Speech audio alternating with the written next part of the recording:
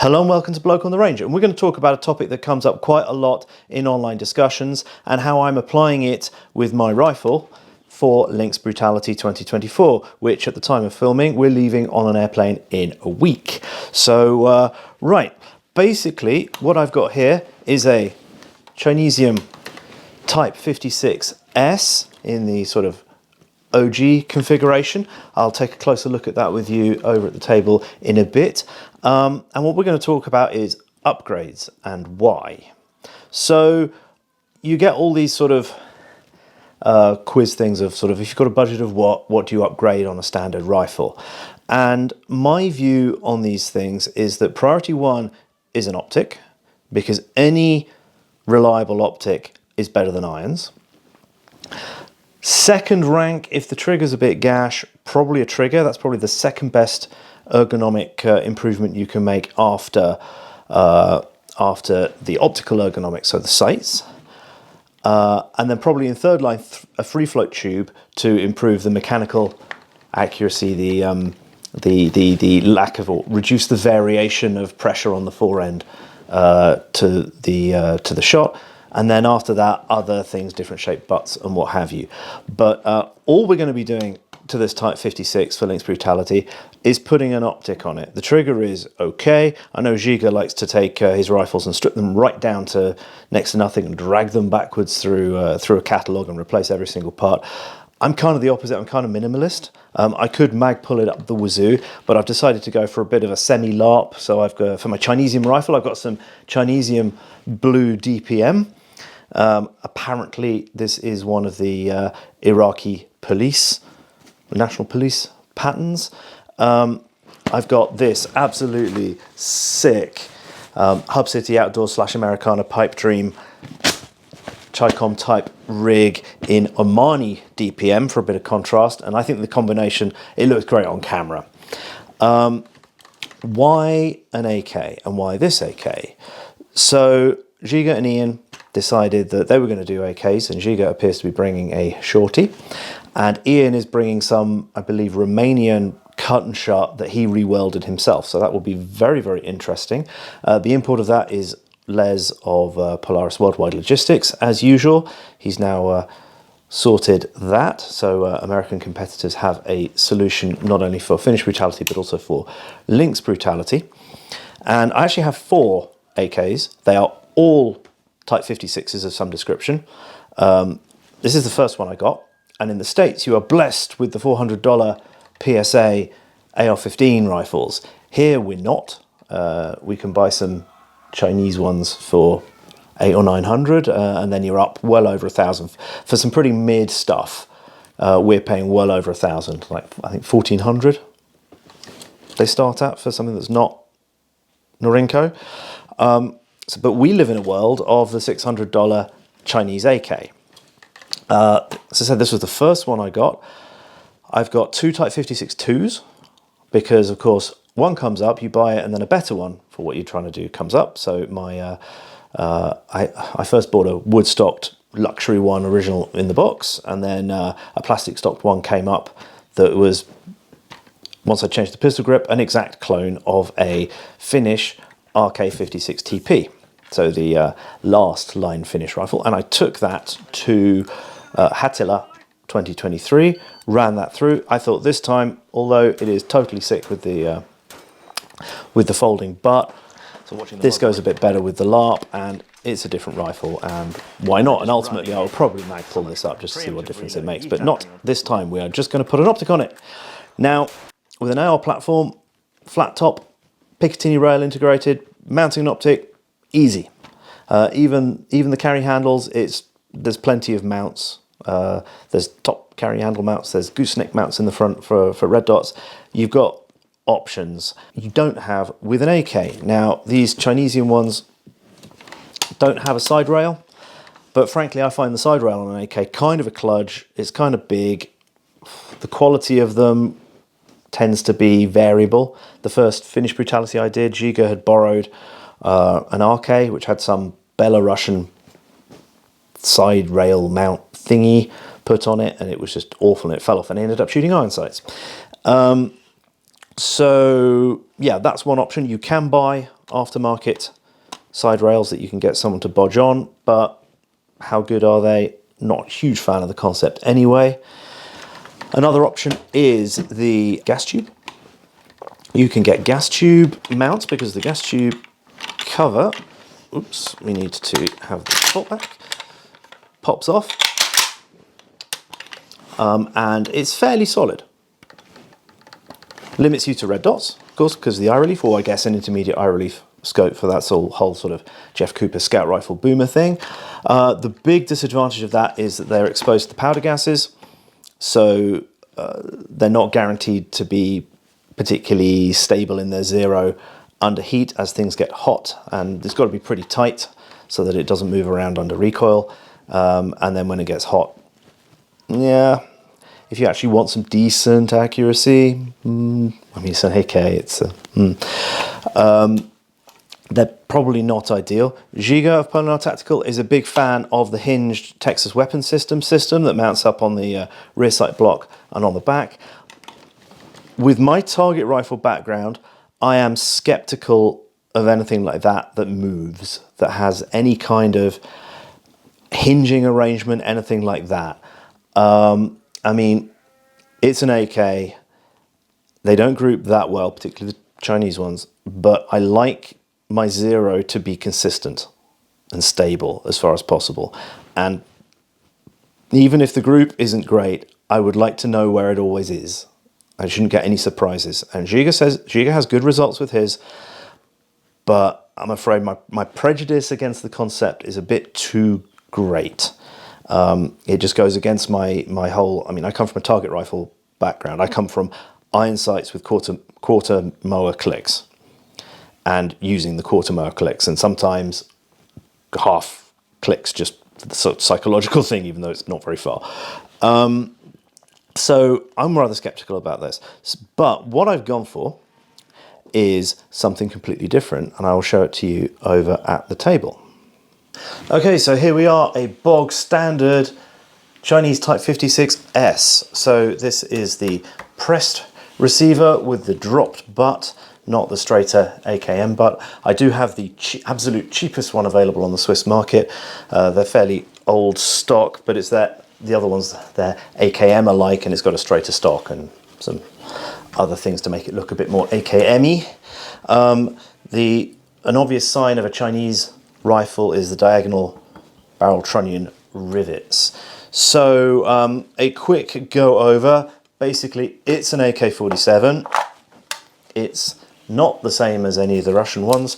The too long didn't read on the Type 56 rifles is that back in the time when the Soviet Union and Red China were bestest buddies, there was a full tech transfer thing.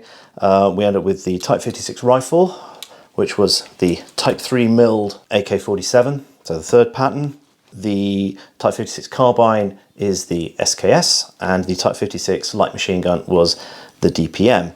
Now, by the time the Soviets are upgrading to the pressed steel AKM, which is nothing like the pressed steel Type 1 AK-47, Soviets had fallen out with the Russians. There was the whole you're not real socialists thing, usually happens. Anyway, that's not really a topic for the channel. So the Chinese couldn't get the technical data package for the AKM out of the Soviets, but they had captured at least one pressed steel RPK from a Vietnamese soldier during the Chinese-Vietnamese War. Now, they then reverse engineered it based on the technical data package they had for the Type 3 milled AK, and this is the reason why these have chunky 1.5mm steel receivers like the RPK light sport weapon, unlike the 1mm thick receiver on the AKM, and you can very much tell the difference when you pick them up. These are a bit heavier and chunkier. So we have the selector lever derived from the Remington Model 8. We have a smooth top cover like the milled AKs. Comes off. It's an AK-47. This isn't the main topic of the day, so let us not worry too much about that. We're just going over the big external features. As I said, the diagonal trunnion pins, the barrel is pinned into its trunnion and pinned into the receiver.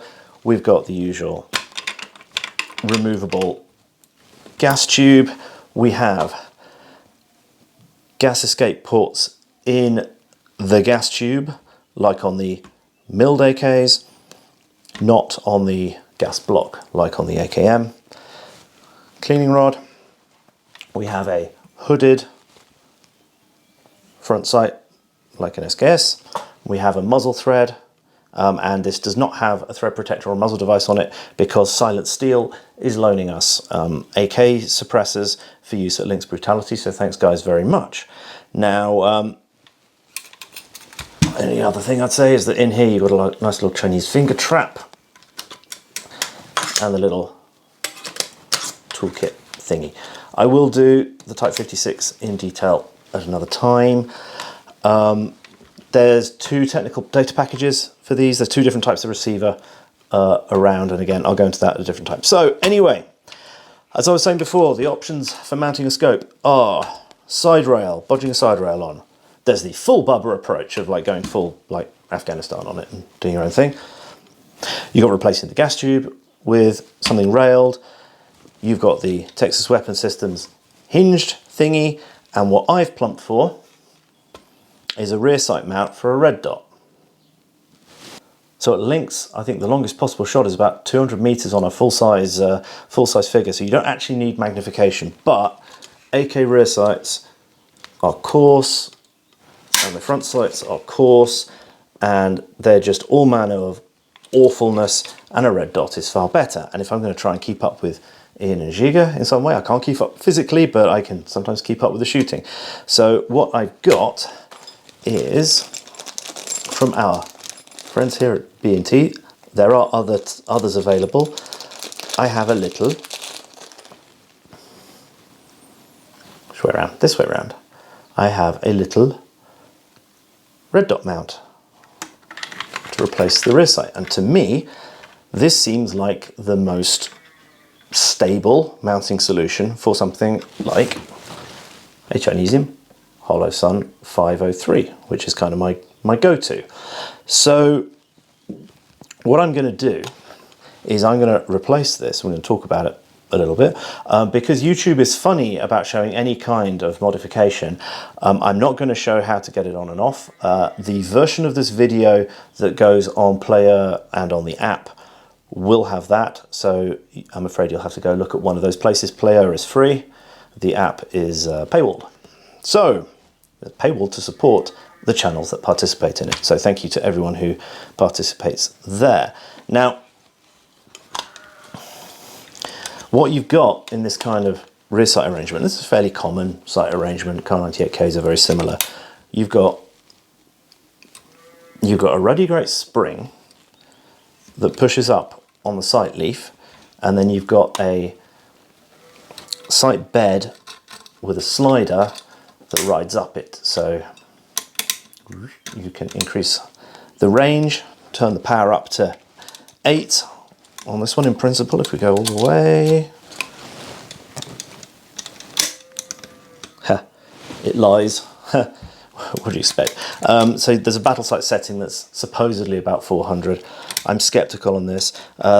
This seems to be okay for sort of 1, 2, 3, maybe 4. I've not had much time playing with it on a proper range, but this is a good, solidly mounted, machined, well, cast and finished machine on this probably, part of the rifle. It's nice and it's solid. So to me this seems like the logical place. It's not exposed to the heat of the gases up here, so if this gets hot, the barrel expands and the rail system expands at a different rate, it's not going to end up doing anything like that. And it's compact and it's not adding weight, and it seems to be, to me, the way forward. So I'm going to get this off, and the way these are held in,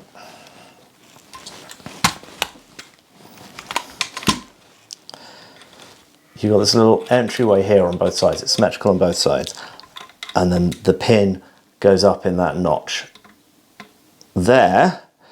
So for YouTube we will skip to the end. skip to the end.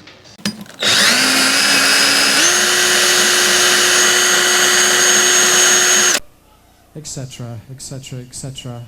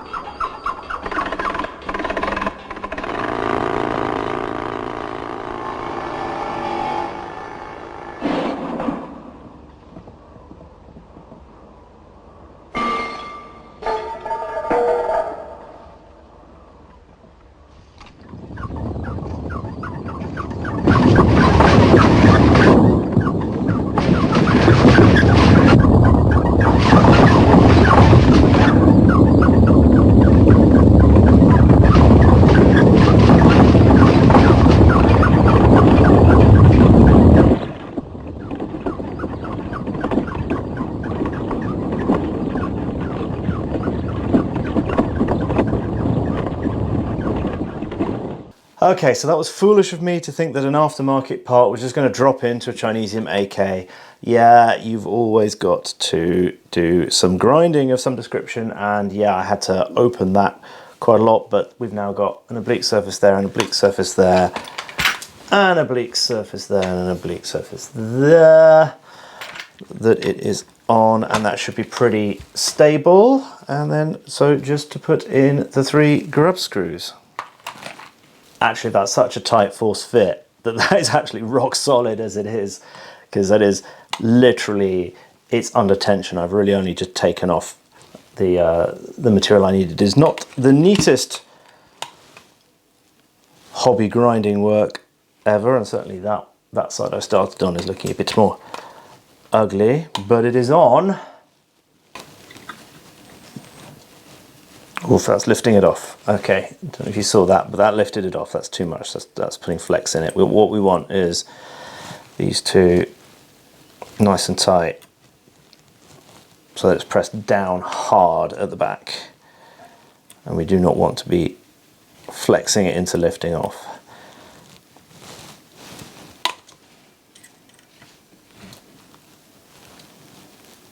So I'm doing this one a little bit lighter. So the idea is that irrespective of what happens on recoil with flex and everything, that these screws will keep that pin nice and solidly up in there, and that should not go anywhere, we hope.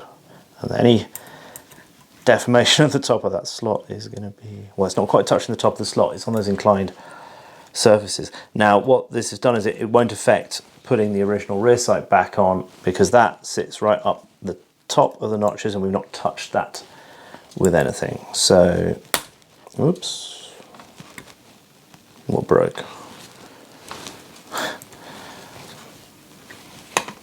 I just slipped out, yeah. And then this, I want to be a little less tight.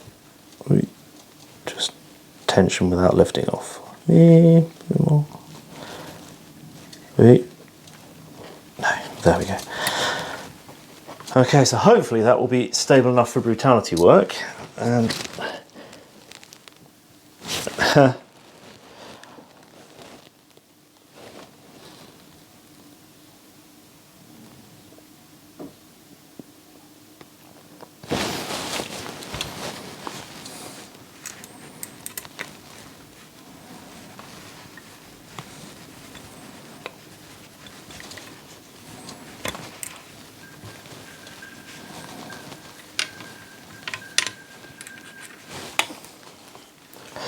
okay, so the 3 grub screws there are to get it horizontal, or at least as horizontal as possible.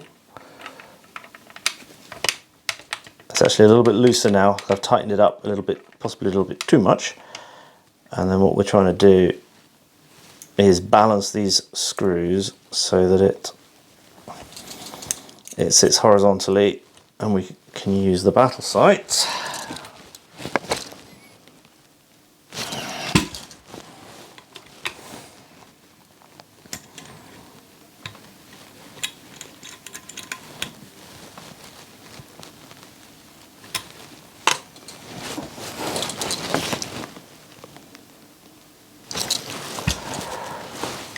Just a question of balancing these.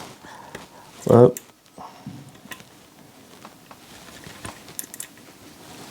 sure they're even. Skip to the end.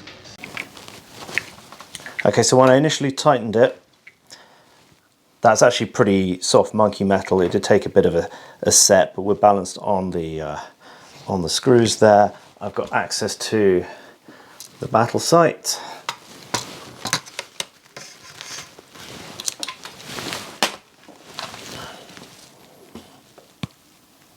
And hopefully that's level enough, and if it's not, I can adjust the tension on front and back to level it. In fact, I think that's probably pointing down a bit when I zero the scope.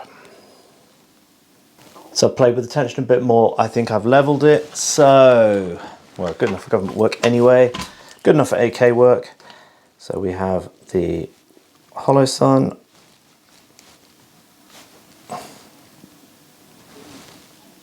This is a circle dot, not an ACSS. So we will put this on.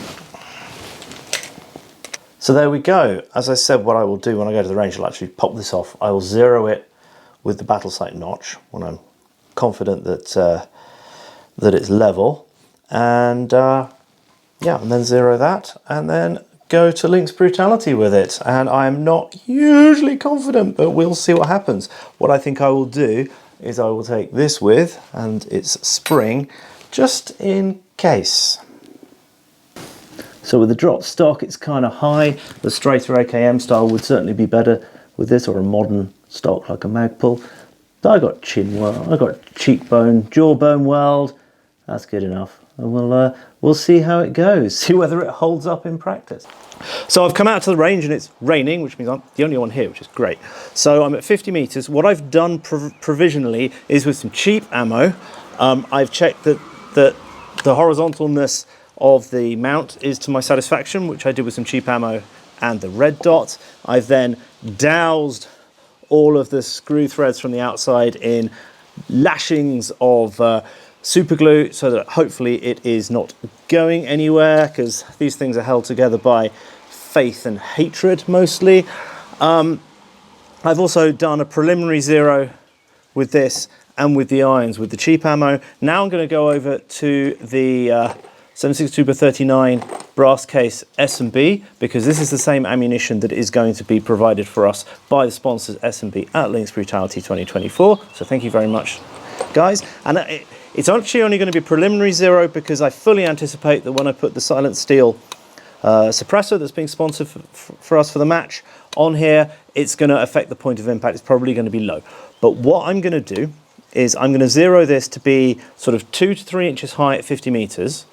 So 5, 7, 8 centimeters above point of aim. So I'll take a 6 o'clock hold on the target. And what this should do with the drop is mean that I hold down a bit at 50, a couple of inches down, and then I should be good even out on the longest range if it all goes horribly wrong with the red dot and I have to go over to the irons. Then what I'll do is I'll put this to point of aim, point of impact, because aiming up with a red dot is super easy. And then I know I'm on for all the short range stuff, and then on the long range, I just have to hold up by about 6 to 8 inches, depending on how far I am. So let us see how it goes. Now, I've not got very much of this ammo, so I need to use it carefully and wisely, which when you've got a rifle that groups like a Chinese AK, isn't always easy, because you can end up chasing flyers, because with a group this big, basically practically every shot's a flyer, and there is, contrary to FUD belief, there is absolutely no guarantee that your first 2 or 3 shots are actually going to be centered on the center. The mean point of impact is something that appears over time. And yes, when you've got something that genuinely is shooting the order of 1 minute of angle, yeah, it's not going to make that much difference. And then you're talking single clicks. This is a Chinese AK, different beast.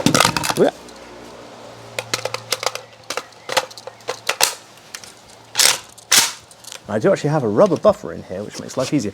And the other thing is worth pointing out is that when you zero off a rest, you should be holding it as closely as you can hold, as you're going to be holding it in real life. Because if you're resting it like that or pushing down or something, and then you shoot it like that, it's going to be different when it's not a free float. So just a couple of shots to verify we are where I think we are.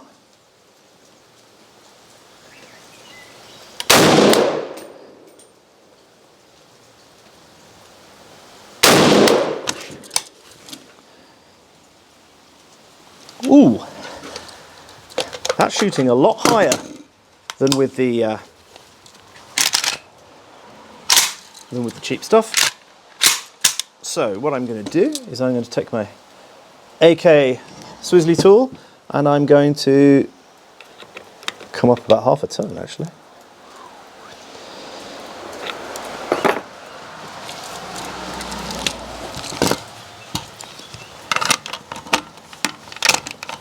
Those shots were on the center line, so at least laterally it's the same as with the other ammo. And you'll notice that I'm not an absolutist with which hand you use, and it's good to practice using both, because there's some situations where one is better than the other.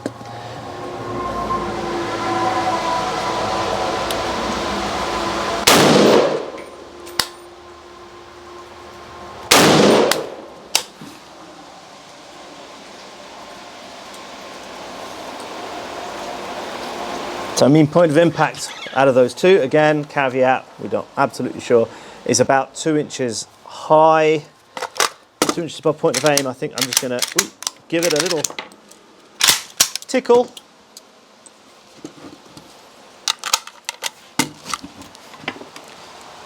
So we go into the error, it's too low, so I want to screw it down, bring it up a tickle. Rear sight away from the error, rear sight the direction you want the shots to go, front sight into the error.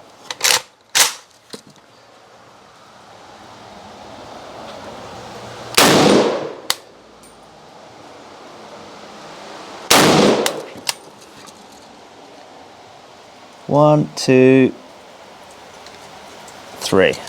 So that's, yeah. And this ammo is shooting much better than this Bishkek Kyrgyzstani stuff that is the sort of, if we could yeet rounds into trash here, that's what we'd be using. It's actually quite reasonably priced. So I'm happy with that. Very happy with that, in fact. And I've actually had to wind the front side up an awfully long way. Where are you? There.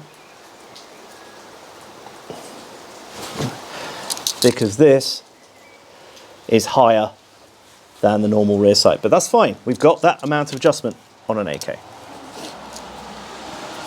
Okay, so this is with the emergency backup sights, and I mean, they're not so emergency there because I can't quick detach them, but those are the first two. I'm aiming here.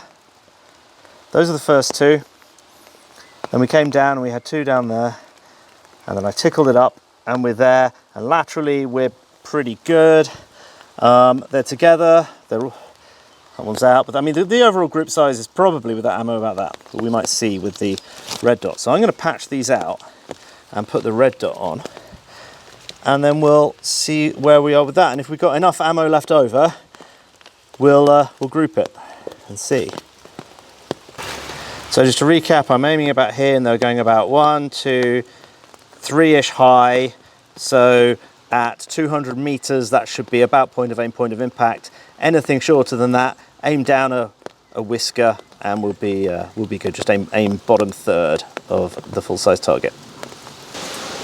Okay, so let's put this on in the middle notch. And when you're mounting an optic, always push it forward, because what's going to happen under recoil is that the rifle's going to want to move backwards. This, due to inertia, because Newton, is going to want to stay put. So if you put it somewhere in the middle there, it's going to want to slide. So you might as well get in ahead of it, slide it all the way forward so that it is not going to go anywhere on recoil.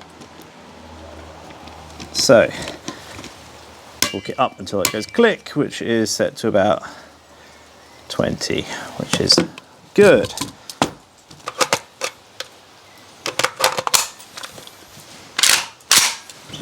Question is often asked, left hand under, left hand over, right hand, which should you do? And the answer is yes, whichever makes sense at the time. Learn them all, don't get stuck in one technique. Okay, the chin weld thing. It's okay. My chin's on it to get the reticle in the middle.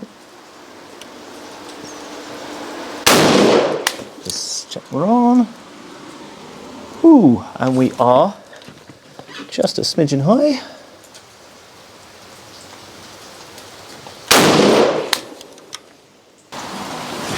Just 12 clicks, see where we are. Those are nice together on the plumb line, so on the vertical line. That pleases me greatly.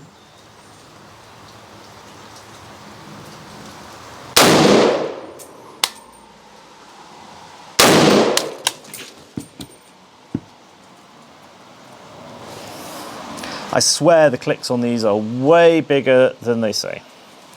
We've overshot. I did 12 and that put me there, so let's do... Plus remembering the grip size thing.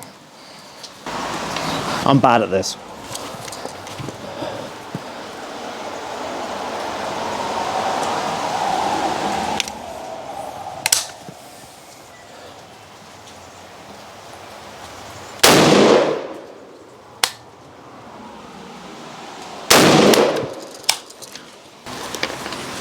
Okay, so what I'm going to do is patch them out or put a cleaner target on. I need to order some fresh ones. I used to have a pile, I ran out. Oh well. What I'm going to do is patch them out, let the rifle cool off a bit, and then we're just going to group it. Just see what's going on. Okay, so the first two were there, second two were there, and then we were there, and I've just come down a whisker and we'll group it and see. In any case, it's going to shift when we have the suppressor on. How much? Don't know. I must say I'm glad I've got the rubber buffer, because the recoil on the Chinesium AKs, they are overgassed to hell, and the recoil on them that comes from the bolt carrier group hitting the metal at the back is quite significant, and this rubber buffer just softens it up a surprising amount. Although the silent steel suppressors we're being loaned are flow-through, so it shouldn't increase the back pressure particularly, if at all. So they shouldn't change the bolt velocity, but you never know. That's the fun of it. Okay, so the rifle is easily handleable. It is warm to the touch, but not smoking hot. So I don't know how many rounds are left, but we'll just put them in a bit of a group, and I am going to watch them. In fact, I'm going to take a dry shot first. I am going to have a look. I used to shoot single shot bolt actions where we used to have to put the rifle down between shots because it was a long time between shots. So don't worry, I can rebuild my position well enough for government work.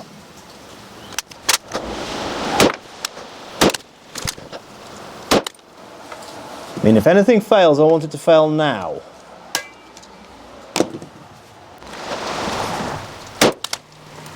The last two went straight in the ball. The first two were Crazy Ivan's out to the left.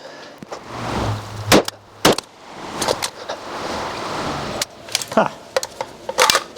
And I'm spent. Well, I think actually that is a good enough for Kalashnikov work 0. I'll just go show you it. It's not an impressive group in the slightest, but the last two shots did go where they were pointed, but there's a lot of statistical chance with small groups, which a lot of people do not seem to be grasping in the comments under the 1 MOA all day long challenge stuff. Yes, it's very unimpressive grouping. We were like 1, 2, 3, 4, 5, 6 or something like that. But anyway, yes, I mean, what do you expect? It's an AK. It's a Chinese AK at that. Anyway, so the too long didn't read on this then is that I'm now zeroed. It's good enough for government work on the backup irons and on the red dot, and the set screws on the red dot mount are held together, and the pins are held together with super glue and hatred. So I hope that was at least vaguely interesting. Thanks to everyone who supports the channel financially. Those that don't, please just like and subscribe, and it's all good. All help gratefully received, whether it's on Patreon, Player, or the Weapons and War app, or even buy me a coffee now as well, just for one-offs if you're into that kind of thing. So thank you all so much, and see you again sometime. Bye.